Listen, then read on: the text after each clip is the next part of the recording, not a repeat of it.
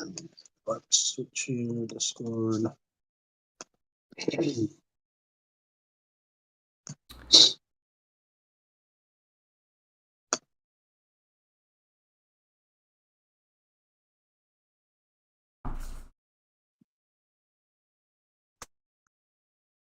Bring up 1912. Well, is he here? Huh? Oh, 1912, he's here. Okay. Well, if we want to, we can give Austin, we can give Austin his time, and then if 1912 wants to come up, he can. Oh no, it's fine. I was It's up just to no one you. was volunteering. So if you guys would rather talk with him, I could take a step back. I You have a personally question?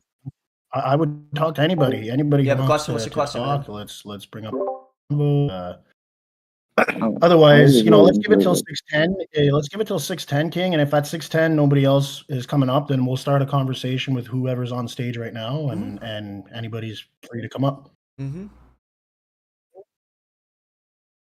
Well, I'll let you start, Austin Stolas. I don't know where you stand on this conversation or whatnot. Still, What do you? are you wait, what? religious You're or asking- atheist? I'm a theist. Say that, yeah. Yeah. Okay. Theist. Okay. No. Okay. So, but the thing is, there's many different kinds of atheists. So, are you an atheist that believes in abstracts, and that they are real? We can delve into that a little bit more. They're really, at the core of it, atheism is just a rejection of religion. And then from there, there's people who have different ways of interpreting reality. So, from a basis standpoint, atheism is just strictly a rejection of religion or God. All right. So how from about that- this? That We all have our beginning statements. Just be like, I am this, and I believe this. And then once you guys all introduce yourself, say what you believe, then we can go into the open discussion. Is that cool with you guys? Yeah. Okay. Yeah. All right. So also, I'm going to be moderating this debate. So, the only thing that I ask is that we try to keep this civil. Try not to, keep the name calling to a minimum. Try to be respectful. I mean, joking around is one thing, but let's try not to take it too far. You know what I mean? Also, I'm live streaming this on YouTube, Twitch, Facebook, Twitter, and Kick. So if you guys want to check me out there on any of those websites, be sure to look me up at KingSithis. So Austin, go ahead. State your name and Yeah, hello. I'm Austin. I'll be supporting religion because I think it's important to the development of society and rules. I think it's played a very good part, and overall, I don't think believing in it or supporting in it in any way is intellectually bad. So yeah, that's my views on religion. all right, and Stolas. Okay, well, I guess I'm Stoic, and I believe that there's a God, and only one God, and that all abstracts derive from this God. And All right, and Incarnation. So I'm Incarnation. There's two-pronged approach to this. I'm agnostic in nature in the sense that I don't completely discredit the possibility of God. However, from an empirical standpoint, I have no reason or no evidence to even believe that a God exists or needs to exist. So for the purpose of making things easy, I'll take the more atheist approach to the conversation. All right, guys. So we're just gonna go to the open discussion. So go ahead. all right. Yeah, well, if you want, if you guys want, before we start, if you guys want, maybe you guys can take, a few minutes between each other, Stolas and Austin. You guys can, kind of put some points down or lay some groundwork or something here that we can then build off of if you Also, want. Boy Demon, do you also want to come up and represent an atheist side? If so, raise your hand. Yeah, sure. I can make a list of premises. Yep. Well, then, if that's okay with you guys, then yeah, that's so cool. Okay, sure. I would say that the first premise is that if we are able to understand what is more efficient or less efficient, this means that we can at least consider that there's an abstract of a perfect concept, which that's how we're deriving what is good or bad. The second premise is that if we are able to establish that there is perfection and it's not subjective, then but perfection does not exist in a material universe, then this is what we would call God. All right. Are you? Yeah, Is that the end of your statement? Sure, go ahead. All right, no problem. And Austin, would you like to make a? I think in general, throughout history, religions have played an integral role to the development of societies at a large scale when it comes to lawmaking, policy, stuff like this. Like when you look at Egypt, they had gods to worship that gave them moral codes and justified things to the masses. When you look at like Britain, when you look at Rome, all of these places had theology in some way that played a huge role in the development of their society and what is considered just and unjust, which I think we can all agree that objectively, there's some, like at least from a logical standpoint, a lot of the things that religion preaches can be helpful. Whether or not you believe in the existence of a supernatural being or a perfect being, a lot of the Thank you, things Fatty. can help develop a society Appreciate you. in a large way, which is my point. Okay. Yeah. Incarnation, you want to go? So yeah, I'll touch a little bit on what Austin said. I'll move to Stolas after, or if Caldy wants to jump in. While yes, I think it's fair to have a generalized opinion that religion does do good for certain people. I don't think that is an inherently wrong position. However, I don't necessarily see that as being such a how can I say it, a justification, right, to adhere to religious law in any way, shape, or form, because maybe for certain people it could do good. I do think that religion, in a sense, brings in communities and a sense of community, and that's always a positive, except for when those communities are not necessarily positive in nature. But otherwise, humans are social animals. Sense of community is incredibly important to most humans, and I do think religion is a great outlet for that. And I do think religion is a great outlet to allow people, to be to allow people within a community to help each other. And you oftentimes see that through religion. However, what you also see, through religion is that if the people who don't adhere to the certain ideology of a particular church or a particular religion, they will ostracize other people based off of their certain ideologies, and there is less merit to who the individual is and more merit to what the individual believes in terms of who they are. And I think that leaves a lot of people out, and it truthfully creates a system where religions will deliberately leave out full segments of society just based off of some arbitrary fact that they don't necessarily adhere to a particular sect of a religion. And I think that is evident in Christianity when you look at the many different sects that you find within Christianity, because Of none course, of them man. could ever get I along. And got you within back. that, there was some infighting, and they Anytime. decided to, separate into different beliefs. So that about is to just show an example of the bad that religion sometimes brings, in that it purposely classes people. Stolas, I'd like to get into a little bit more of what you said. However, I'd need to unwrap, a little bit what you said. But Could we Caldy give can go on. Caldy a introductory, and then we can go into the to the discussion real quick. So I don't want to leave him out. Yeah. So Caldy, go ahead. Say Yeah, your I'm name, Caldy, your position, your ideology, and Yeah, I'm an atheist. More of a strong one. I don't really think agnosticism is a tenable position. It's more of a cop out from the religious perspective. We can go into that later if you want, but yeah, I'll just go from there. Just to give a rebuttal on what's been said so far. I'd say generally, yes, there can. I mean, Incarnation gave a good breakdown. Generally, there could be benefits to a religious order in a society, but essentially that is building a society on a delusion. And as more and more people in the incoming times are going to realize it's a delusion, it's just going to become less and less effective at doing what it needs to do. Going into what Dolus was laying out before, Yeah, man. Maybe you again, should have we been kind part of of need the to debate, unwrap man. it, but just to take a stab. I'm glad this you're having might fun be in a the straw server. man, so correct me if I'm wrong. But essentially, your case is that there is an abstract idea of truth and objective morality behind, like, the material, and that abstract truth behind everything is what God represents. Is that correct? Not All right. necessarily. No, I was saying that. I guess we could just move on to the discussion. But Yeah. yeah, no. But yeah, so what I was saying is that if there's an axiom of perfection and we could define it as, let's say, the most efficient, right? That Sure. this is the basis of every single thing that we're going to say, good or bad. And that is what we're going to call God, because obviously there is no such thing as a perfect material substance.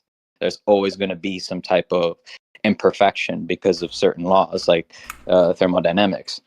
But this can only be a metaphysical concept, and that's God. So do you think that necessitates a God? Yes. Okay. Just for a basis, what is your understanding of what perfection means? The most efficient. Yeah, I know it's only Efficiency. tagged as Starfield, but I'm not worried about it. Right. If you could demonstrate anything else that is somehow going to be contradicting to what is efficient, then I'll be happy to figure out. Well, I'd say that if your definition of what fundamentally represents God is efficiency, I'd say that God can't exist. I mean, if you're, I'm assuming we're going to argue within the framework of our current understanding of physics and the universe.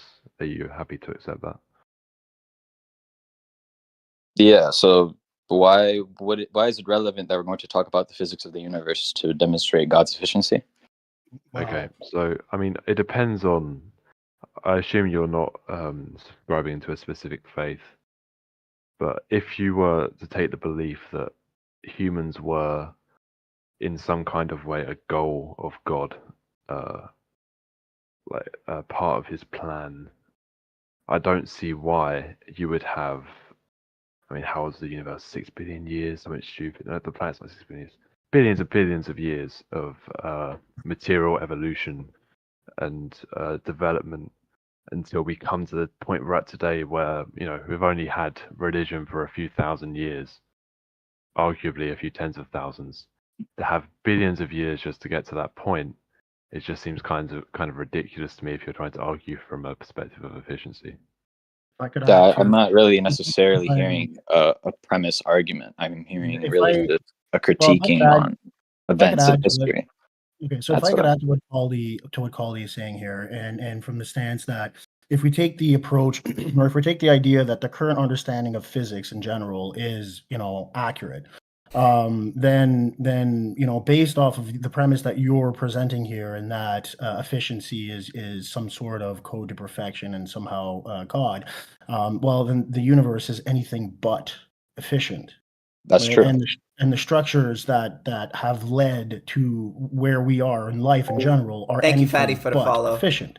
So they would be just a screaming example in the opposite direction, that we are definitely not a product of something or some perfect divine being that would enact some sort of a process in which it would be incredibly inefficient. Could I Yeah, I think this rebuttal? just leads to an infinite regress because you Wait. can't have two perfect things. As we just demonstrated that if we're basing something as efficient or less efficient, this means that there is a basis. This is how you get spectrums, right? You can't have two spectrums. There's only one spectrum. So it obviously makes sense that God would be the only perfect thing to ever exist, and God can't somehow create something that is perfect as the way He is, right? That's just logically incoherent. Right. I see what you're saying. Also, scientifically, we're gonna look at How are you doing? physics and stuff like that.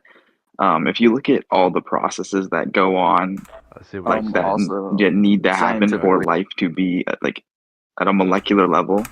Like if you look at the human cell, for example, Harvard released a good video on the human cell up close, and it's all these molecules transporting electrons through these chains, and it's this crazy system that it almost seems surreal to believe that it happens. At least if there is something that is not super Yeah, I used to be in SDK, but I like left. past us I'm no longer with them anymore. in terms of how we operate, like there's not some law we haven't discovered yet, then there's something else going on that isn't just chance, because it's so statistically improbable that a cell would work, a single cell, not to mention the trillions of cells across the entire world, that a single cell would work over time. I would rebut that. Yeah, I think we're kind of like moving out of just, the original just, premise.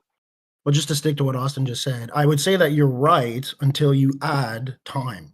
And when you add time into this equation, and we're talking billions of years, then this process becomes very probable, right? I completely disagree, especially if Right. they're independent.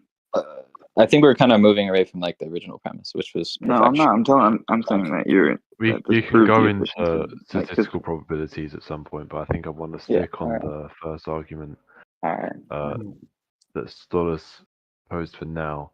I'd just say I generally reject the premise that absolute perfection is necessitated in the existence of perception as an idea. Generally, I'd say that perfection is just a human concept that we try and frame into our daily lives. But it's also, if I can prove it's not just a human concept, would you hear me out? Sure. So, and what I mean by concept, obviously, you're saying that perfection is something that only exists in our mental faculties. It cannot somehow be demonstrated by immaterial things or non-sentient things. I would say that perfection comes with it an intention, right? You can't have perfection without intention. Right. And I would say that evolution intends to reach the perfect organism. And this is exactly what Darwinism was trying to achieve in his experiments. So if we understand what fitness is, right? Fitness is literally that the most efficient being in a set circumstance would strive against other beings that are less efficient. Hence the term fitness, right? So quite literally, evolution, which is not human, not sentient, drives towards the perfect organism, the most adaptable organism, like an axolotl, right? Like that, I would say that is like the most closest thing to the most adaptable creature, right? Obviously, it's not the end of the road, but it is the most efficient in terms of adaptability that we can think of so far, and it will continue to move forward, right? There is no end to evolution. Well, yeah, this is kind of the problem in that you're kind of saying there that an absolute perfection, like that end goal, will never be reached. It's an exponential line where you'll get closer and closer and closer, but you'll never reach the end because you can always improve. There will never get a point where you'll find a creature that won't have some kind of like genetic defect that's perfect, that's chosen for over time. I don't see a possibility. Essentially, okay, think of it this way: if your idea of absolute perfection is God, and you think it's possible for absolute perfection to exist, then it comes with saying that if we accept that time is infinite, a second God would come to being through evolution. Yeah, so in that manner, I would give an example of, like, let's say 2 inflating balloons, right? Like, there will, if we're going to say, like, what is the original, or let's say the unmoved mover that Aristotle would be talking about, it would be the first layer of the balloon. The second layer of the balloon is just simply following the example of the first one, or let's say the form. The evolution is simply following the form of God, right? Evolution cannot somehow it can't somehow create inefficient creatures, right? Like, you can't find something in the universe where it strives towards imperfection, and this has to be questioned why. Well, not exactly, because I mean there's a reason that so many species have gone extinct over time, because there are many evolutionary chains that have died out because they ended up going down a path that was imperfect.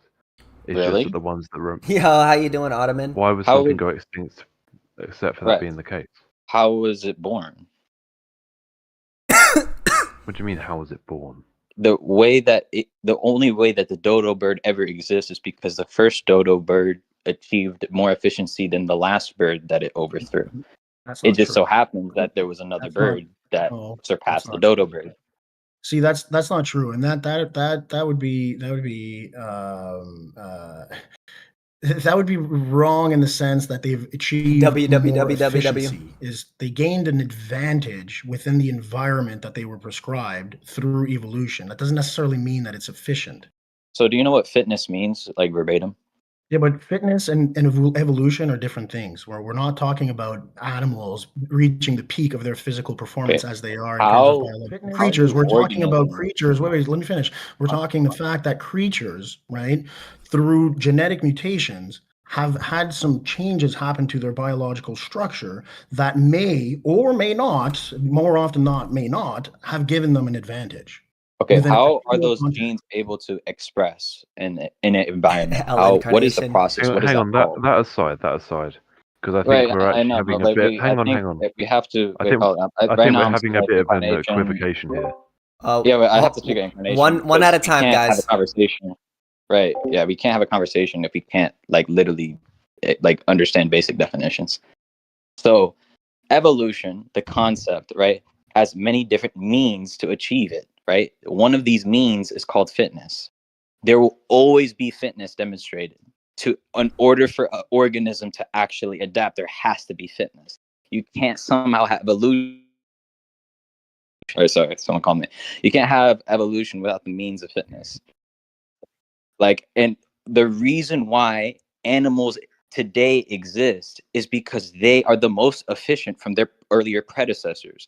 There's a reason why the dinosaurs don't exist, right? Smaller mammals were more efficient in the circumstances that it was in after the meteors, right, or the asteroid, or whatever it's called, right? Efficiency is quite literally how you express dominant genes. Hell, Wolfie. You can't somehow find an example in history where the least quality was chosen over the dominant one. Like I would be happily willing to see this argument if this can be shown. I understand that, but I think your argument, despite that, has a fundamental flaw in that you're equivocating How a you doing, subjective John? perfection with an objective perfection. Be sure to When drop a we're like. talking about a perfect being, that perfect being would be perfect outside of any environment or circumstance. But when we're talking about an animal evolving to be more perfect within an environment, that's very much subjective to that environment. Like, for example, take the dinosaurs.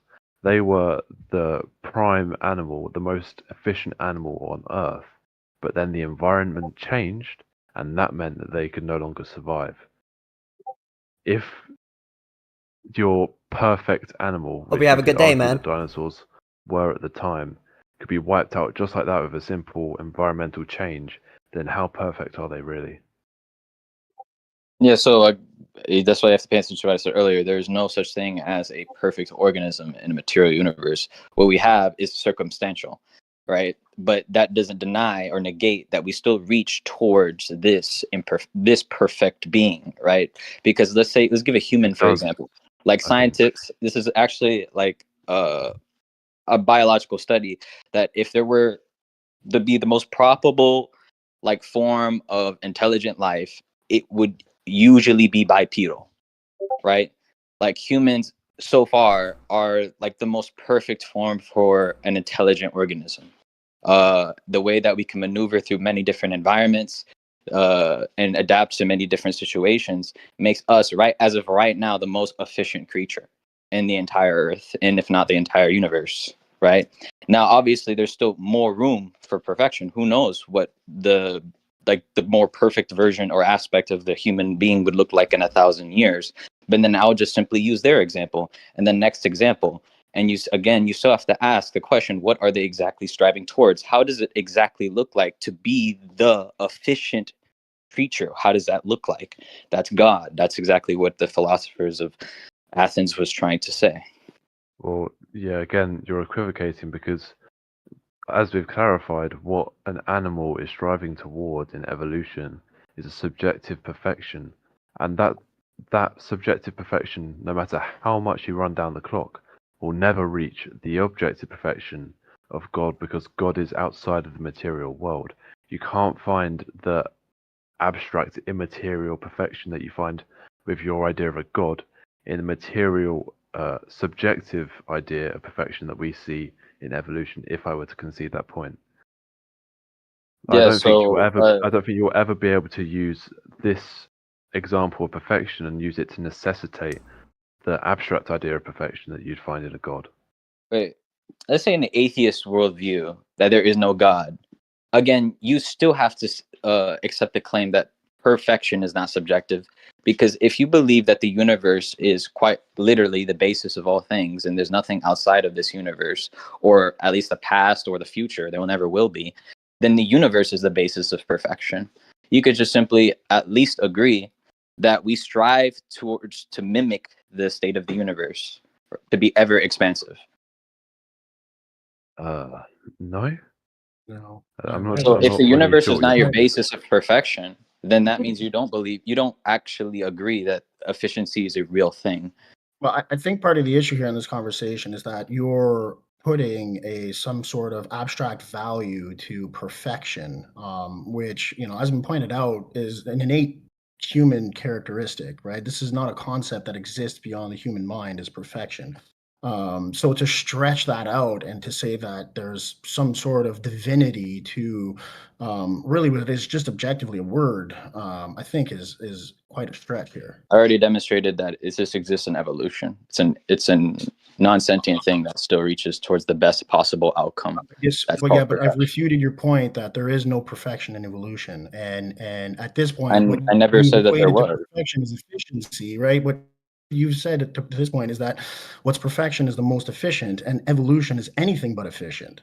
There's nothing Wait, efficient about you're missing evolution. the entire point. Evolution strives towards the best possible outcome. This is why you need to listen. No, I disagree with that. Evolution strives to survive. So the goal of evolution Wait, is to I think you're increase just your completely so the goal of misleading. evolution is to increase your chances of survival, right? So Those in order to chances may increase your come chance by of those. survival, you must have the best possible outcome of said scenario. You can't somehow demonstrate to me where you have the least best possible outcome and you somehow do better with someone that had the best possible outcome. Can you Great. please demonstrate that? I'm going to bring up an example of an animal, right? That Great. is completely antithesis to what you are saying, right? And this has happened through evolution. So if evolution is striving to be perfect, then this animal, right, is anything but. And this is the sloth. The sloth has evolved, right, to be an incredibly slow, incredibly inefficient, incredibly docile. It is basically just fodder for predators within that particular biome. So if your idea is that evolution strives for perfection, then why would evolution ever come up with such a creature that is anything but efficient or perfect? Great. So do you know the animal that existed before the sloth? What does this matter when we're talking about evolution? Clearly, you've stated that Okay, evolution clearly strives you for don't know. perfection, right? So you're telling me that this is your Just answer point, the right? question. Answer the Evolution question, strives please. for perfection, yet Just within literally answer the within the question. context of this animal, it went in the opposite Just direction. It went. literally answer the question. What existed before the sloth? Can you name me the mammal or primate or whatever the fuck it is? I can't remember off the top of my head what came before the Okay, sloth. so let's say right that whatever existed before the sloth. Can you tell me why it doesn't exist right now? Many different reasons. Okay, well let's say I what would say the Darwinism likely teaches, the what basic likely. biologists, evolution, even atheists would agree is that the sloth that we have today was the most fit in terms of its other species that existed before that. That's why they don't exist right now. Well, no, I would argue that the environment changed and thus the needs changed. So with the So they were environment, the most fit for that said environment. right? But again, the point is that evolution created a creature such as is That the was the sloth, most fit right? and survived against the other things that survived before But, the but, flood. That's but why they don't again, exist. why would evolution, based on your premise, right? Why would evolution ever come up with such a creature if it is It striving for created a perfection? creature that was the most fit and survived against the other sloths that didn't survive. So quite literally, it's supporting my case. No, it's not Incarnation. I have a because question for no, you. it's not Incarnation. because no, because That also unfortunately you have entails. this. purview, right? And I'm gonna secede after. I'll let somebody else talk. But you have this purview that evolution, its goal is to strive and get perfection, which I vehemently disagree with. But You failed to show that. through evolution, right? Why would you have such inefficient creatures that are nothing but fodder for predators? Okay, if they were nothing but fodder for predators, why do they exist? Why would they exist? Why are they existing? Why are they not extinct? Well, there's many different reasons to why would they exist, but the point Because evolution understands that that organism clearly has some type of quality that made it survive against the other organisms that were extinct prior. That's why they exist. It's called fitness. no, actually, you know what it's called? Quickly you know what it's called? Yeah, I'll just finish this. I'm just gonna finish. You know what it's called? It's called the evolution, right? The evolutionary biology behind this is that they've created a way to mate faster, right? Their bodies have adapted and are able to mate faster to make up for the fact that they lose a lot of their population numbers. So within their biology, they evolved to make sure that they could have enough babies being pumped out to make up for the fact that they are horrible creatures. That is their only saving grace. Okay, wait a second. So they, again, that quality that you just had, right? The sloths before them, did they have that quality? Yeah, they likely did. Yeah, Actually, they likely did. Okay, most so animals, why aren't they? Most animals have this weird trigger, and they can't necessarily explain it. But most animals have this weird trigger, especially prey animals, where when population numbers get too low, their litters will increase. What? No, I'm not talking about the prey. I asked for the previous member of the sloth, whatever the sloth came from, whatever its ancestor was. I asked you, did they have this quality? Because you just said that they. Hold on, guys. Let him finish his last statement, and then we'll move on to Austin. Okay, guys? Right. Go ahead. Yeah, because I'll actually just wrap this up. Yeah. This is a bit silly. Everyone else in the audience, very silly. So the reason why the sloth exists is because they gained the quality, whatever that was, right? That the prior ancestor did not. Thank you very much, JTNSY. And that's why I appreciate you. It succeeded its ancestor, right? It was more efficient. It was the most efficient sloth, right? That's how Darwinism works.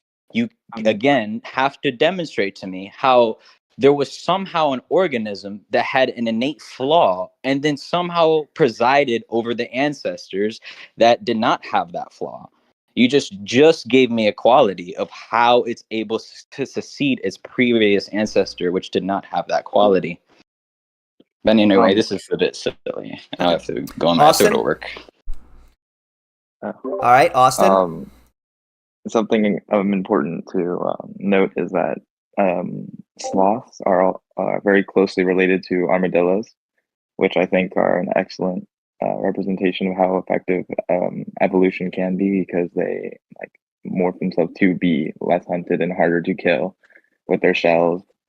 So I just think it has to do with the environments. Like the sloth probably didn't have to change and morph as much from its ancestors the armadillo did to survive, but we can see from the two very closely related with a common ancestor how that they're very closely related, common ancestor, and evolution changed them differently depending on their surroundings. So evolution.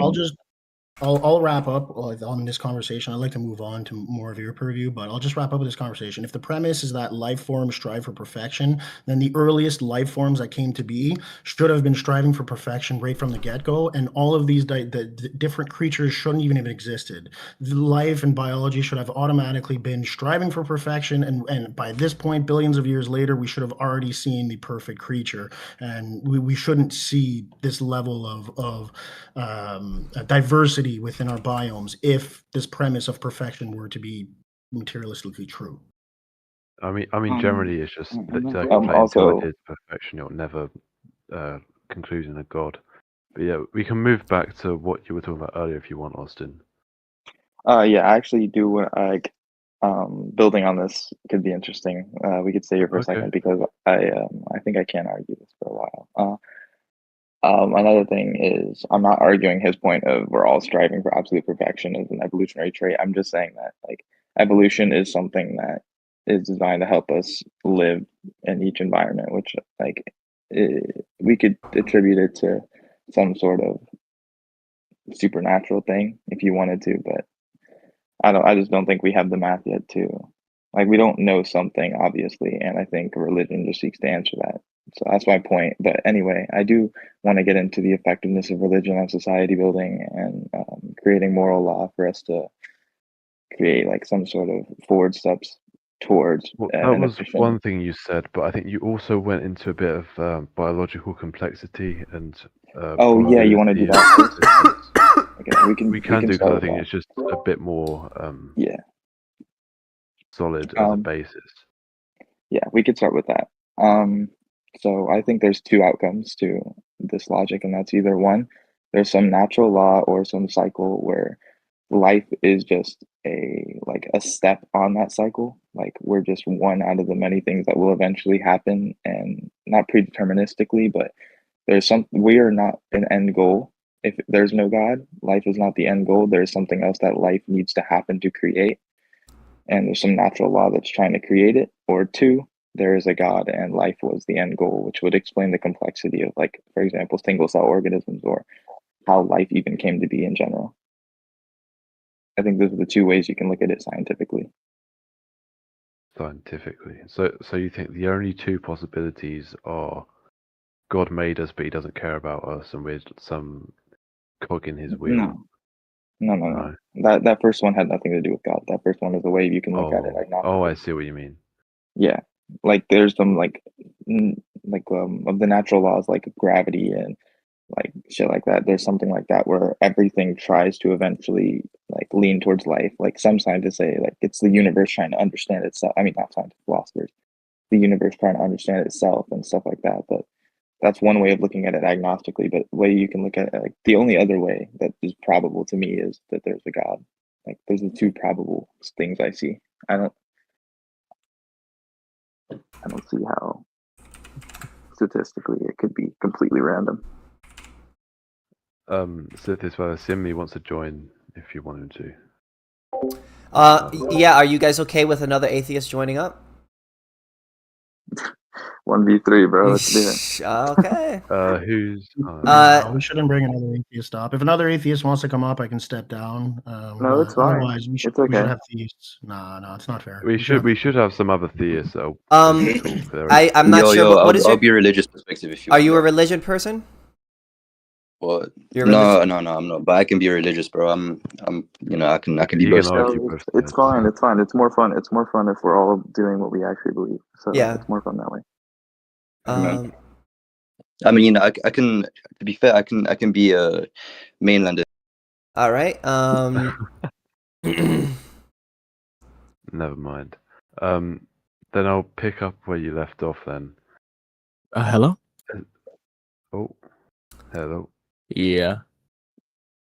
So, I am an atheist, and I'm arguing from a theist perspective of the existence of God and proof of existence of God. Oh, so you're arguing on the theist perspective? Yeah. Okay, no problem. No, devil's advocate. It's the better argument that I've heard from theists. Okay. Austin, you want to continue, or do you want to change it? It was his turn for rebuttal. Have his time here, please. Yeah. Caldy was about to rebuttal what I said, I'm sure. Yeah. So, essentially, your point is that the atheist idea of us being a given of chance, that, I mean, statistically it's actually quite likely that life came to exist, but we can go into that later. You're saying that's less probable than the idea of us being intended by God. I mean, we can go back to what we were talking about earlier with efficiency. If we were God's intention, why would it take him like billions of years and have a whole entire process of probabilities and masses colliding and like reacting with each other, just in order to get to the point where one massive rock developed in such a way that life was able to evolve out of a primordial soup? Why would God go through all of those hoops just to get to this, like, just blip in history? Yeah. One is, I do acknowledge life is in its infancy essentially, but in terms of like complex life. But another thing is we have no way of proving that we are the only one. Like, there could be life evolving everywhere all the time, and we wouldn't know because of like light takes time to travel. So there's no actual proof that we are the only ones in the universe. I in Like, fact think that it's so probable that other life does. Yeah. it's And way I probable. It's also, super probable. So I think though, the Austin, can I, if I could touch on okay, that a little bit though, I just want to say yeah, though, like, it's never a good route, right? To say that, like, you you can't prove that there is no life, right? You have no evidence that there is no life. You're right, but you can take probabilities and kind of figure that out, right? no, it's more probable that there is more life everywhere than there's no life anywhere. Yeah, but what you can't do, that's fine, and you can take probabilities, but probabilities, right, are future tense in the sense that you're predicting something may happen given the I'm saying information it's you probable currently it already have. has. But the one information that you do have that is absolutely solid, that you do have evidence for, is that there is no life out there. No, we don't have evidence for that because the light that we're gathering from everywhere around us is millions of years old usually. It doesn't So if matter. We it don't absolutely does matter. Just because we no, don't have any physical evidence doesn't mean that we don't have evidence proving life. Like what? well, Well, it it's does, I, but it doesn't mean that life doesn't exist necessarily. yeah. if okay, life on Earth took, I think it took like what, 4 billion years to go from single cell organism to complex life. Something like that. Yeah. Okay. So if we know that life here took that long, and let's just say hypothetically that we have the most like perfect living conditions for life to evolve at the fastest speed possible. Then when you look outward toward the cosmos and we have lesser perfect planets with smaller stars that are still in the habitable zone, then we can't necessarily say, oh, well, just because we can't see anything yet doesn't mean it's not there. It's more probable that it's there developing than it's not, especially when we get readings on the chemical, like I forget what it's called, but we use spectrographs to get like the composition of planets and stars and what they are based on what light they emit.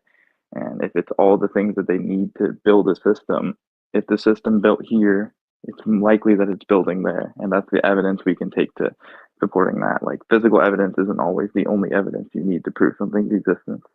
I say that's argument against God because, I mean, your initial argument is that we're part of God's plan and that the universe was Not us created as for us to humans. be here. I'm saying life, not just us as humans. Just life generally. So well, what okay, about wait, what about wait, the wait, millions one. of There's been a what about the misinterpretation. millions of planets with no life? Why are they there? Wait, time out. There's been a misinterpretation of my argument here. I said that was the agnostic way of looking at it. Like there's some law here that is pushing us towards life all the time. That's one way of looking at it. And two is looking that life is a product of God. Those are the two probable solutions. And Sorry, like, I was I it's was cool. thinking more from the It's religious cool. perspective of humans And being I was just God's providing the two like most. created in His image kind of thing. Yeah, I see. But what was your argument towards that? 'Cause I'm sure I could still argue it. You said, Well, why are there millions of planets that don't have life? yeah. I mean, again, in Well, terms of okay. efficiency, Again, life I is think, still very, very rare compared to celestial bodies in general. I think when you think about God, if you're going to think about God, thinking about him as some puppet master who's controlling everything all the time is such a weird way of looking at it. Like when I think of him, I think of someone who has created the universe and all the laws that things need to happen for something to eventually happen, right? He's just a creator. He's not always like pushing things around to make things happen, because if that were, then free will would be non-existent. We'd all just be products of his play toy, right? So anyway, it's more likely to look at those planets are just an extension of like everything being created. Like he just set things in motion to eventually happen a certain way. Like there's he's like a creator. Think of him like a coder. He coded the universe, kind of like that. I would say that that's predeterminism. I don't think so. I think. Do you think things in like gravity sucking things in is a predeterministic way of looking at anything? Because we know that laws state that matter bends space time dictates how matter moves. So if matter bends space time enough, then matter will eventually get sucked into matter. Is that predeterminism? Yeah, it was always going to happen, but the difference is that if you believe that it was all designed by God, then there must be an intention behind it, especially if this God is all-knowing. Yeah, I think that there could be, and it's probably likely there is an intention behind it, but I think that generally speaking, that doesn't lead to predeterminism, because the way that you get to said intention could still be left up to complete random, like completely random in the sense of it's random, but under the, like, operating under the laws. Like, it's still not, he's still not moving things around, making things happen from Okay. above. Can I expand on this premise here, though? So, if you're saying that, okay, a God created, we'll call it the laws of naturalism, right? That encompass all the, thermodynamics, whatever, everything you want to Yeah. include that, are naturalistic laws. So, Sure. he would have created all of those laws, right?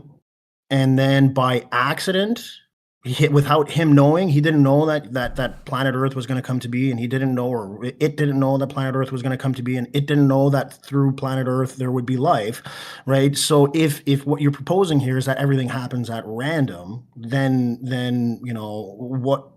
what's the whole point? Why do you need a God for things to happen at random if he would have designed a system that is anything but? Okay, if you turn on, like, let's say you have an engine, right? And are the electrons in the engine that are like going, I'm sorry, from the battery going to the engine, are they the same electrons every time? No. No, they're not, right? But the engine still works the same at the end, even though the things in the system are different. Well, no, I mean, it's an electron. Okay, yes, but is it the mean, same each exact? individual, there's individual electrons, sure, fine, but each electron that's passing through the wire going from the battery to the starter is doing the same process.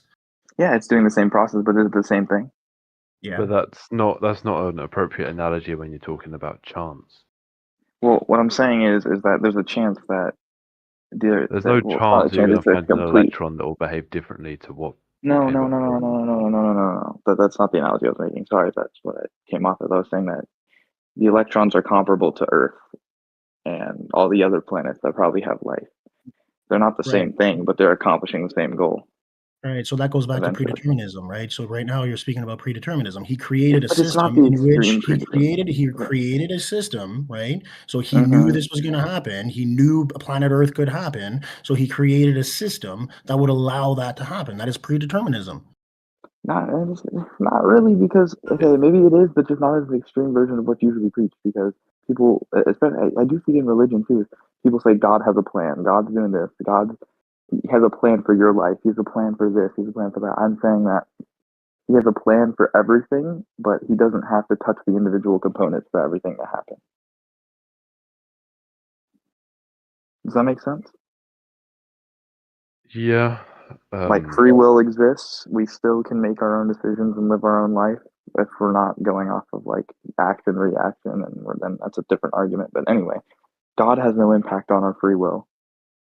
That's one thing I'm arguing too, is it's very, very likely that God doesn't care about humans at all. You're right, because you're arguing about it from a very different perspective to most theists. Yeah. So, but I mean, if we're, not that we want to divulge too much here.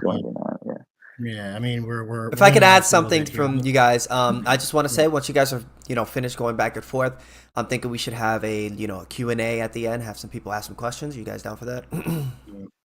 All right. 100%. Okay, cool. No problem. Go ahead, guys. So I mean, listen, I can understand where your point is coming from. I think your the way you've laid out sort of your views on things is a little, is a little flawed in many cases. But I don't think it's impossible. It's an impossible position to hold, but I just say that it doesn't necessitate a god, and it doesn't disprove a world where there isn't one. You're basically just essentially what your argument boiled down to is that from your perspective, it seems more reasonable for it to have been a god intending life to form rather than life forming by chance. But to me, I think the only way you can make it work as an argument is to go back to the idea that the laws of the universe, if they do necessitate life, could not have come to be without a god. I don't think, unless you're arguing from that basis, you can make any. Well, okay, I actually did see an interesting thing on that, and that's how precise our laws have to be for everything to work. Like, And No, listen, that's how Paul. science allows wait, it I'm to be sorry. for us to exist, but not I, necessarily I, life, because we can't know, right? well, yeah, we can't know for sure that there can't be like methane-based life form. I'm sorry, that's still carbon. Hydrogen-based life forms in another universe, right? But I think everything needs to be carbon based. I think there's been okay, discussion then we about, can argue this. Okay, yeah. so if like let's say even the law of gravitational attraction, if that was like some crazy number smaller, then I think molecules would rip apart. I mean, they'd rip apart. They couldn't stay together. And then any bigger, or sorry, not I think there's a law out there where if it was like the tiniest bit smaller or bigger, all the molecules would rip apart. And then there's a law of gravity where everything would suck into each other if it was a slight bit bigger or slight bit smaller in terms of like a tiny, like infinitesimal amount bigger or smaller, right? So this does allude to some supernatural creation, unless you believe in multiverse theory, where there's just so many other like universes, and we just happen to be the one that got the exact right build, and in which case it just comes down to ideology.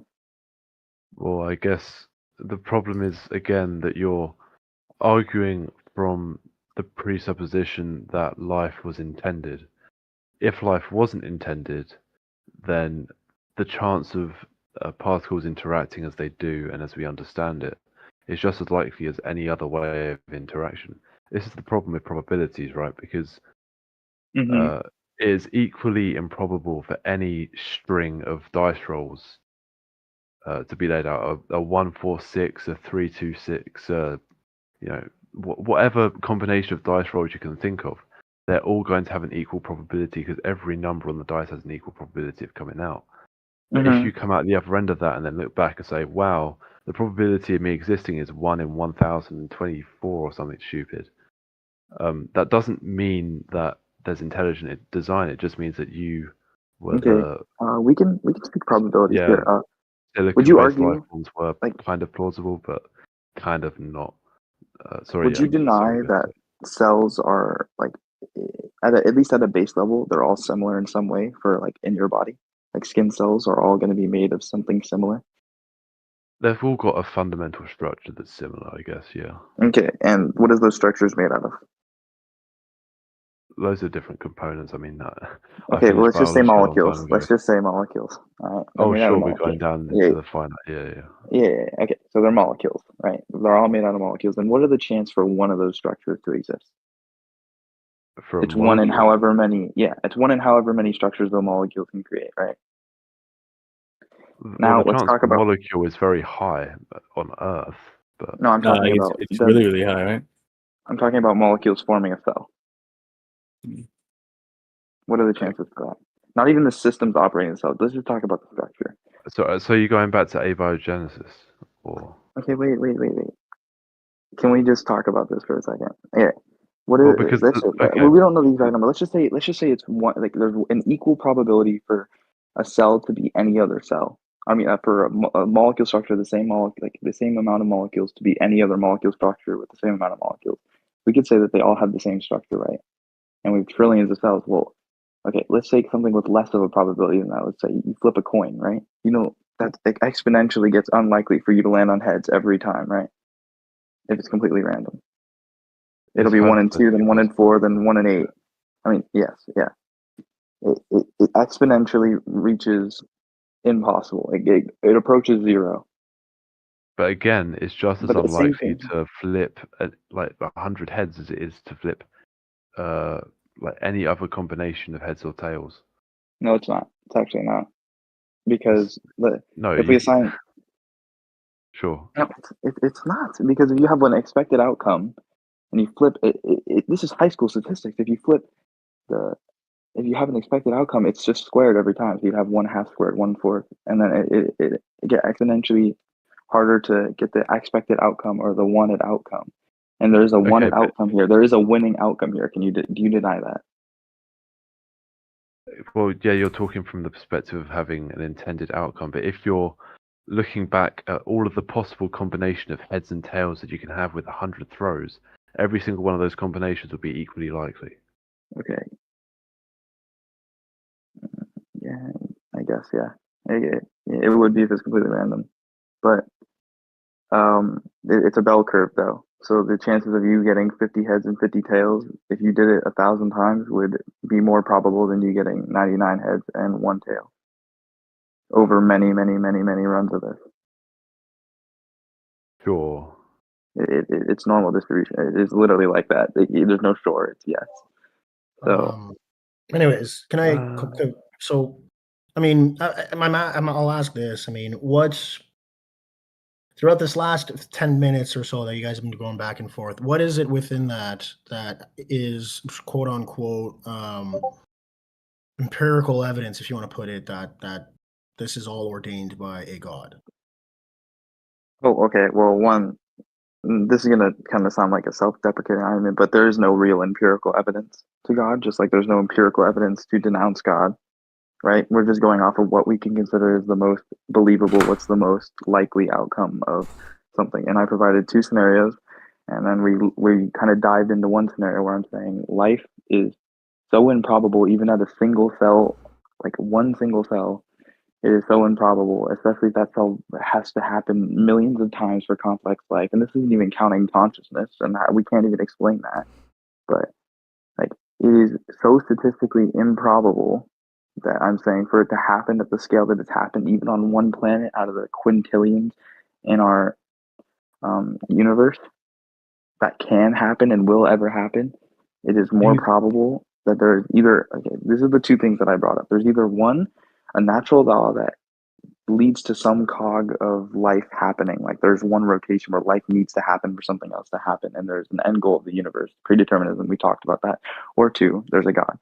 Now, we delved into the first one. Now we're diving into the second, where I'm saying that there's a maker. There's got to be someone highly intelligent or something that has designed things so that life can happen, or that there's something that life needs to happen to get to happen, right? Because statistically, it doesn't make sense. again, you don't require a god to exist for life to be possible.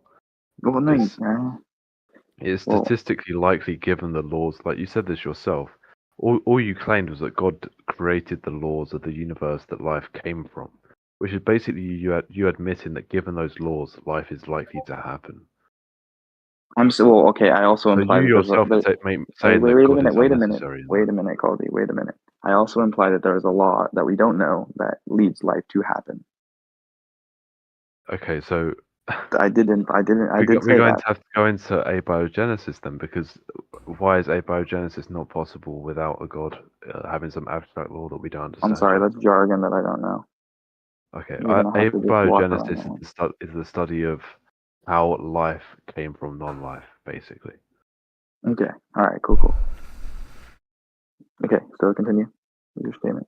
Well, I mean, we've replicated that concept in labs where we've had particles that were non-living form chemical reactions with each other that created building block enzymes of life without divine intervention of any kind or anything like that. It's just Well, basic chemical reactions. there had to be a creator, though. No, Why? we did it, right? We edged them in a way to where they would eventually do that. No. Well, no, we were just trying Or to did we just? replicate the Well, conditions yeah, we of were Earth. trying Thank you to very much for the replicate like, it, though. Jenny. But we weren't forcing So in chemical us, reactions. Particles just form chemical reactions. Like you can't force a particle to have a chemical reaction. The chemical reaction just happens by the nature of the particle itself. okay, and You're would you say saying that? that there's some new law that we don't understand. I'm saying this can happen based on laws that we do have. Okay, I see your point. Well, I did not know that, but I still do stand by my point that I do think it's improbable for it to happen at the scale that it's happened. And if you even told me that you think that it is more likely than not that life is other places. So is it not possible to argue Can I that? ask though? Wait, can I finish? Can I finish rebuttaling before Yeah. you interject? Thank you. Is it not possible that even under the postulate, let's just call them postulate, our laws, even under these laws, there's still something else operating, forcing, or edging towards life happening? Like it doesn't disprove that there's something Well, even if there edging were, I towards don't think life you can prove happening. it. I don't think Huh? you can prove that there is. Even if there were, I don't think you can prove that there is. But I think we Well, can move on from this topic. Do you think at this Yeah. point? I think we've gone through most. All right, Yeah. yeah. It seems like you've exhausted the topic, right? Or Incarnation, did you want to say Well, something? I just wanted to rebuttal Austin real quick, right? Mhm. I think the one in your look at probabilities as to whether or not this can happen, even at random or not. I think one major factor that you're excluding, right, is time. Yeah. Right, and time in the rate, the amount of time that we know has elapsed from the Big Bang till now, completely changes your rates of probabilities and makes it all the more likely that we just came to be. Well, So just keep that in mind when you're looking at probabilities. Is you need to add time in that okay, equation. even if we had time, I'm arguing from the point of just like a single cell forming over and over again, and the process in the cell that need to happen. Like there are things in the cells that move particles across. I think it's called the electron transport chain. Do you know Yeah. about that? Yeah. I think Okay. if you give, So I do you? just want to finish. I'll say this. I think if you if you Well, have okay, the standpoint that the laws of naturalism are the way they are, I think if you apply enough time to the laws of naturalism, it is not beyond the realm of possibility. In fact, it is a guarantee that you will get life, which is how we came to be. Okay. Again, I would just like to tell you that it is just like what he said earlier. It's just as improbable every time that a cell will create itself. Just as improbable as anything else. So even with time, it's still really crazily improbable that we have some billion complex, like thinking, like mammals on this planet that one have a consciousness, which is another totally different argument we could lead into, We can and talk. two. We can talk about consciousness if you want. I mean, that's a I mean, well, fairly wait. easy. I would like to finish your point first, but Yeah. again, you're not taking into account that every time, no matter how much time has passed, it is still just as unlikely as the first time it happened. So even if it could be 10 billion years in the future, it's still just as unlikely for cells to form the complex structures that they need. DNA, RNA, all these things are equally unlikely, no matter what period of time it's in. Well, I'd say that there's a difference between the probabilities in non-life and the probabilities in the evolution of life, because life has an intention, which is to survive, and that need for survival is what means that life develops toward that, right? How could a bunch of molecules? That intention shifts the probability of anything that's happening in regard to that life form towards it continuing to exist in one form or another, right? Mm-hmm. So when you're talking about probabilities, once you're talking about life forms, it's not a 50-50 coin flip. It's actually always going to be more likely for it to continue to survive than not. Well, yeah, but okay. In general, just from physics, not biology, like life needs to get, but for the molecule, I mean, it can be chemistry, I guess. For the molecules to continue to form the structures that they do, like they do not. Would you agree that at least from what we know, molecules and particles and like they don't have a consciousness? Like, do you agree to that? It depends what you mean by consciousness, right? Because they do have some form of, they call it like cellular consciousness, where they're obviously acting according to some kind of intelligence, some understanding of existence, right? But that doesn't necessarily mean they have, because you could also say that consciousness is like an inner monologue, an understanding of the world, some rationality. And they obviously don't have anything like that. I'm not saying But thought. I'm saying I wouldn't say that they're completely. I'd almost argue that a form of consciousness existing in some form is a prerequisite for being a living thing, right? Okay.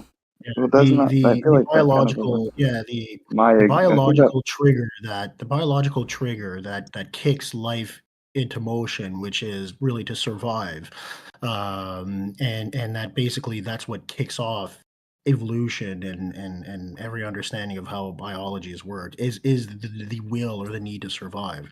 So like what causes that? I don't know, but I think that's just an innate biological thing that you'll find in every living creature, cell No. or otherwise. Again, you're looking at it from from a biological perspective, which is what I was trying to get us away from, is because biology is the study of life. What I'm saying is non-life forming life. Well, yeah, we Like talked the about better argument would be called, abiogenesis before. I just say that you can't. The formation of life from non-life wasn't going straight from like a rock to Well, I a know. complex. I know. That was microbe the or anything like that. integral part of my argument. That was Well, like the a thing is, huge part. you're talking about a complex cell, right?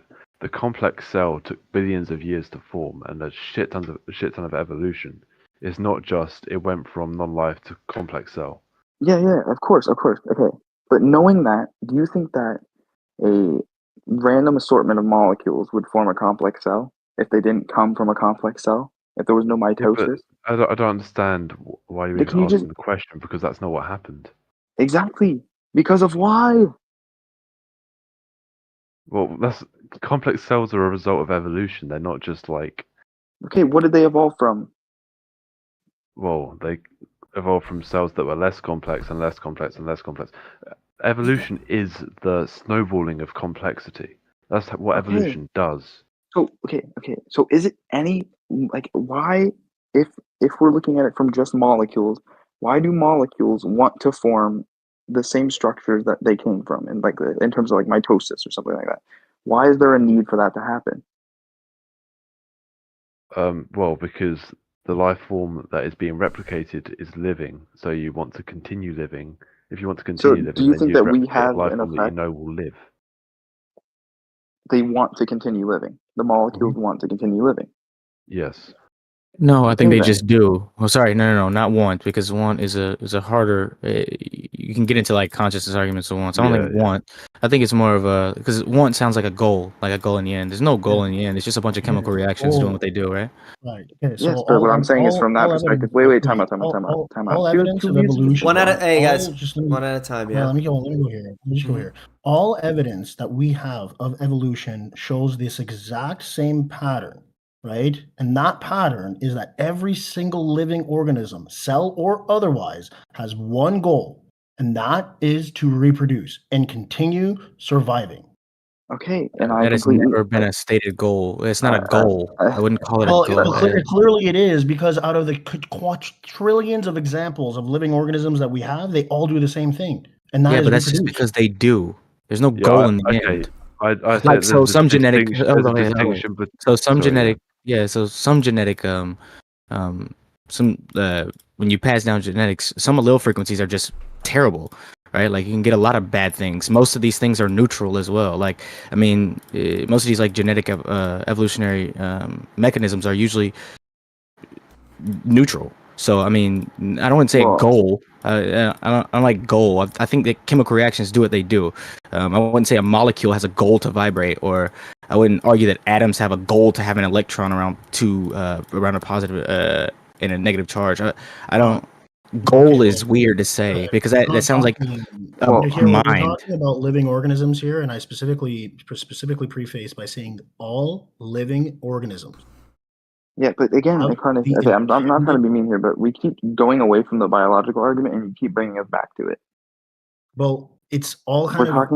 We're talking about bonding here between cells. We're not talking about the need for life to continue. Cells are part of But biology. So you by bringing cells into the we're conversation, talking you about the are molecular bringing biology. structure of cells. We're not talking about life wanting to continue. And another thing is that I want to address from question marks is that's the argument that I was saying is very unlikely for life to happen that way. Is if things just do and there's no like order to anything. Is if just things are just doing based on nothing, then it is so statistically improbable that life would exist complexly that which is why I kind of agree with Caldy in that he kind of like I feel like we actually kind of share like an ideology here, and that's that there is a want for molecules at some level to form life, and that in itself would. That's simply just not true. It's just that things are randomly assorted and they randomly find each other. I don't know what you Yeah, mean. but okay, so then what are the chances that 8 billion, let's just talk about humans, 8 billion Wait, humans randomly assorted to happen? What's the okay, probability in I don't that? understand. I don't You're understand why misunderstanding. nobody You're has said anything misunderstanding about how. probability. But probability doesn't imply God. I don't know where's this come from. I'm saying it's so improbable that it's Hang on. It doesn't impossible. matter. Austin, can I just clarify? Okay. Is what Yeah. you're trying to say basically when a mummy and a daddy have a baby, No. the chance of that baby coming together in the clump of cells that forms a human is unlikely. Is that what you're trying to say? Well, I mean, that's the way you can look at my argument, but my argument was more towards like mitosis. Like, why do molecules want to replicate molecules? Why? Where is there the want for life to keep going how it does? And it's not just a do thing. There's no way it's just a do thing, because then it would be equally just as likely for the cell to not be able to perform mitosis as it is for it to be able to. Actually, it'd be Yeah. more likely for the cell not to be able to perform mitosis than it is to perform mitosis. So even from a single cell, it is so unlikely that life is able to continue how it does that there has to be a want or something pushing towards life, or at least through it.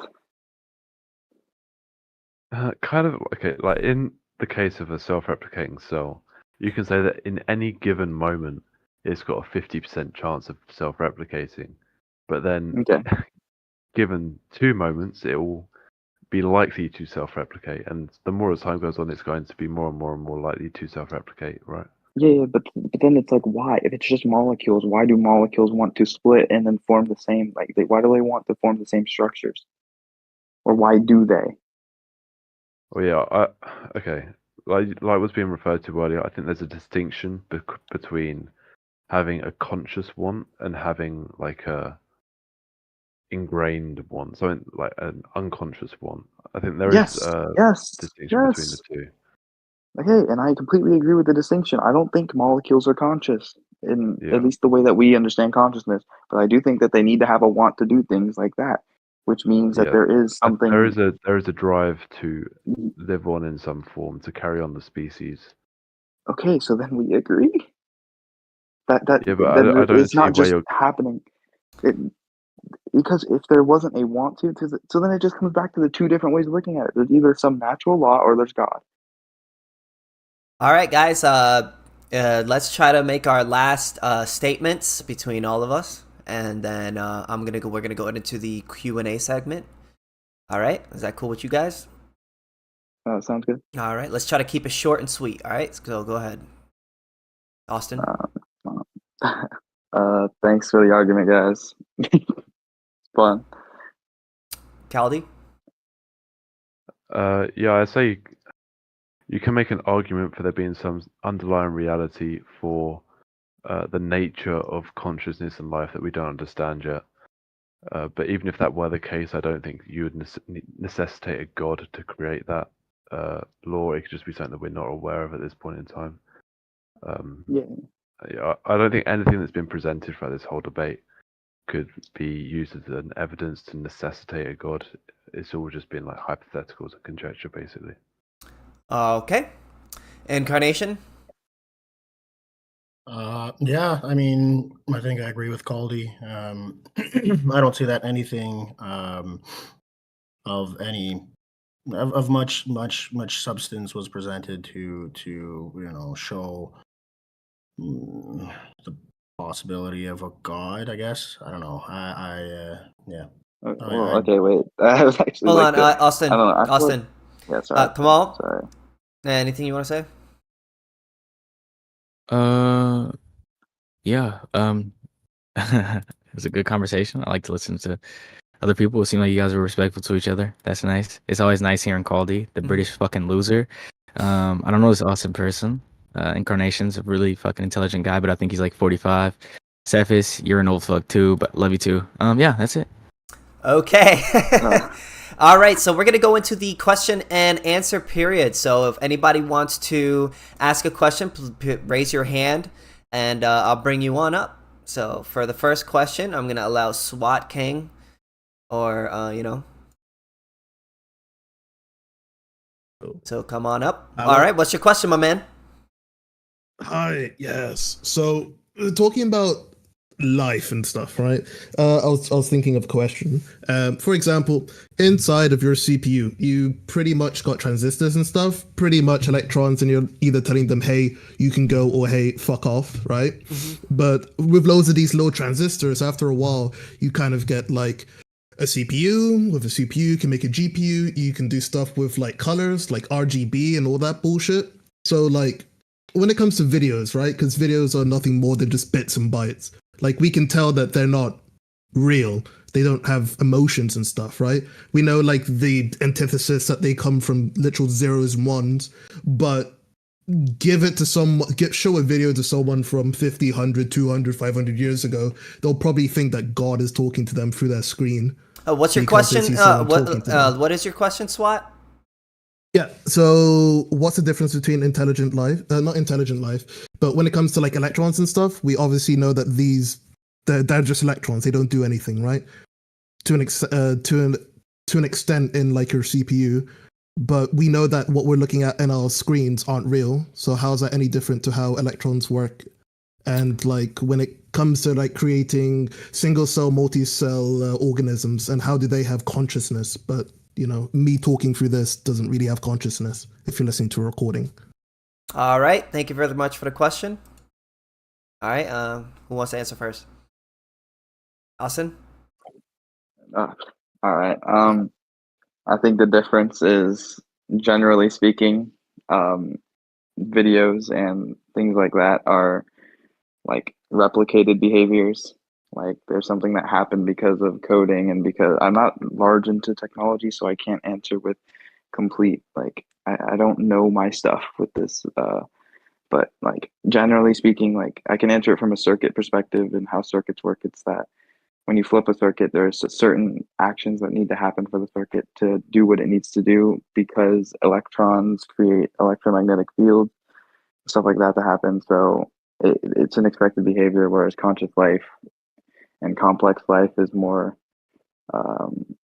we're operating under different, like, I don't know the word, presuppositions. I don't know. We have different rules that allow us to do different things at all times. So it's not like replicated media where you have an expected outcome all the time. All right. Incarnation, or you want to say something to that? Well, I mean, two things. I mean, the person who filmed the video, you know, was obviously conscious when he filmed the video. So that the rest is just really a transfer of information. But from that standpoint of consciousness, that as you're prescribing it, I would equate that as just a byproduct of our intelligence and you know, ultimately our biological evolution. You know, we've become intelligent enough to have some form of level of consciousness about our surroundings that other animals, or at least we don't know. You know, we assume that dolphins have some level of consciousness similar to humans, but from that standpoint, Kang, I think you're more speaking about a byproduct of our, you know, incredible intelligence more so than anything prescribed by God. 100%. All right. Now, Caldy, you got anything to say towards that question? Yeah, I mean, you can go really deep into this actually, because it's essentially the idea of what is the difference between a computer and a human, and even further than that, an AI and a human. Fundamentally, I think that like you're talking about the physical things that make up a computer, like the electrons and the CPUs and the GPUs. But a computer doesn't function without the framework of software, right? The hardware is only part of the puzzle. And I think you get the same thing with humans, where you can say that there's, you know, the biological processes, but that it's hard to know whether there's something behind it or not. I think generally you could, yeah, I mean, we don't really know at this point in time in terms of our understanding of how minds and consciousness work. But we've seen no evidence there being something beyond that, whereas with a computer that's required. And then, I mean, going back earlier, we were talking about how life is kind of like the idea of wanting to survive. And if that's your definition for life, then if you were to have an AI that wants to, like, even now you have like self-learning AI that function off of the basis that they want to survive to the next generation, a simulation of evolution. What is the distinction between those artificial intelligence models and actual living consciousness? I don't know if I necessarily know the answers to that. We're kind of going into technological ideas that we don't even know the answers to at this point in time. It's kind of scary. Yeah, that's way left field, Caldy. Yeah, just fucking spitballed, But no, it's All right. but you know what though, it is actually a fairly interesting premise. That would be actually quite quite fun to go through. Yeah. Kamal, you got anything to say to that? No, I have no idea what they're talking about. Okay. All right. Does anybody else want to ask a question? If so, raise your hand. Or if you want, you can ask a question in the chat. It's up to you. All right. Arlo. Also, let's try not to make it a speech. If you're going to preface your question, try to keep it short. There is a hand in Mm-hmm. the audience. You got to accept. I think he's got to accept it or whatever. Nope. Okay. Trick question. Just a really quick trick question. Quiz. You mentioned the transfer of information. Therefore, that might, suggest that there's always been a transference, or at least for some time, as a variable. Is there an original information? Full stop. Yes. The weight of God. I don't know about that, but yes. And technically there has to be, like, if we're just considering the transfer of information, electron transfer, or like light or something like that, like something we can put down to just information. Yes, there had to have been some information before the rest of information if you trace it back. Like the electron, since matter cannot be created nor destroyed. What's going on, neither Tuck, can man? energy. There had to have been some original thing that the electron transferred in terms of information way back when. So yeah, technically yes, but I don't see the importance. Yeah, I mean, I think it's a fair question that unfortunately kind of just it's a very I don't know. Where does the information come from? We don't know. Based off of what we know about the information or the transfer of energy, if you really want to bring it down to what it is at the core of it, we know it can't be created. It can't be destroyed. We know it has to have come from, we know there's something before the Big Bang, though we don't know exactly what it is. So like, I don't see that as being sort of any kind of evidence that there is a God or that there isn't a God. I don't see how where the information comes from really proves God, unless the information can absolutely be proven that it comes from God, which at this point we have no reason to believe would ever happen. And we could, even if there's like no chance that there's just like a single like photon that has never touched anything ever, especially at the speed at which they move and that they don't experience time. There's just no way. And if there is, when it hits something, it would inevitably lose that information and transfer different information. So, all right. Okay. So is that it? Oh, yeah. Oh, Caldy? I was just, yeah, I don't know if he's trying to make some kind of causality argument or not. But I mean, generally, information is just material things. It's like, when we're going back to like without having a conscious understanding where you can logically process information, just information existing. That is just like natural processes, like physical matter doing physical matter stuff throughout time. And it's just throughout the entirety of existence, as far as we understand it, there's always been information. I don't even know that necessarily has been a time without it. So yeah, I mean, I don't think we want to start digging into causality arguments at this point. Definitely not, no. All right. So it seems like there is no more questions as far as I could see. Austin, I got a question for you, if that's all right. Yeah, what's up? Okay, so do you believe? It's a two-part question. Do you believe that God knows everything? In what sense? Like, does he have all? Is he an all-knowing, knowledgeable being? Essence. Well, if I were to picture God, then I wouldn't think of him as all-knowing. I just think of him as the creator. So, Got you. no, Yeah. Does in the God? sense Does of, so? No. no, in the sense of he'd be all-knowing for the laws of like the universe and stuff, but he wouldn't be all-knowing to how it plays out every time. Like he couldn't tell you what your last name was or something like that. No, that's not how I think of a God. No. Oh, okay. Well, if you say no, then I guess then. Well, you're gonna ask me, is he all loving? And then I'd be like, No, oh, I was if gonna he's all ask you if loving, God knows how it feels to get fucked in the ass, but that's okay. Anyways, all right, guys. So it seems to be the end of the discussion, guys. You know, did you guys have fun? Is there anything that you guys want to promote or shout out? No. No. Shout out to Caldy and Incarnation. All Fun right. argument. Thank you, bro. You too. Yeah, right on, Austin. Good conversation. And to everybody who had questions, Caldy, always a pleasure to always a pleasure to have a like-minded person around. Yeah, I wish I could say the same, but You're quite unique in your belief structure. I think I don't think I've ever spoken to someone with the same ideas as you. All right, man. Well, I want to shout myself out, of course. KingSithis on YouTube. Be sure to subscribe. Also, shout out to the Nexus because this is the best server in the world. And don't let anyone tell you anything else, all right? All right, guys. So that's pretty much it. All right. Have a good night. All right, good shit. Cheers, You man. too. cheers.